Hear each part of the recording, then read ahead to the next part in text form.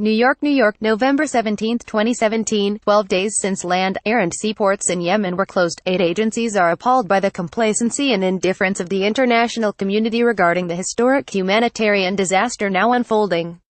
Aid agencies, including the International Rescue Committee, are gravely concerned about a new outbreak of cholera and other waterborne diseases. UNICEF warns that they only have 15 days left of diphtheria vaccines. They are due to receive a new shipment late November but still have not received clearance. If this vaccine is not brought in, 1 million children will be at risk of preventable diseases. The fuel shortage in Yemen means clean water in the country is more and more scarce.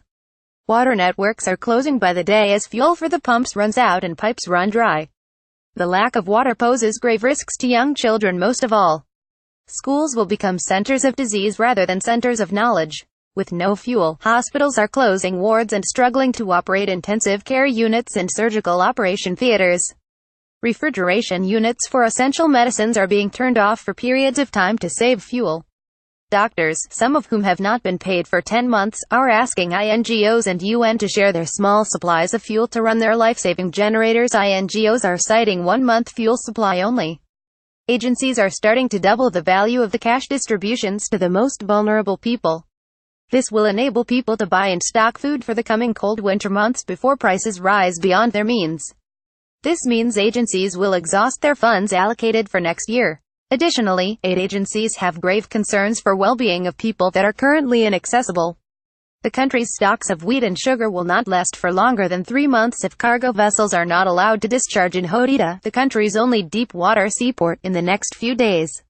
Even if they are allowed, food distribution systems have been severely disrupted and may collapse within weeks. Moreover, having incurred so many additional costs and in a highly volatile environment, international traders may decide that importing to Yemen is too risky a proposition to continue. The international community must break its shameful silence and use all possible means to lift the blockade on Yemen immediately.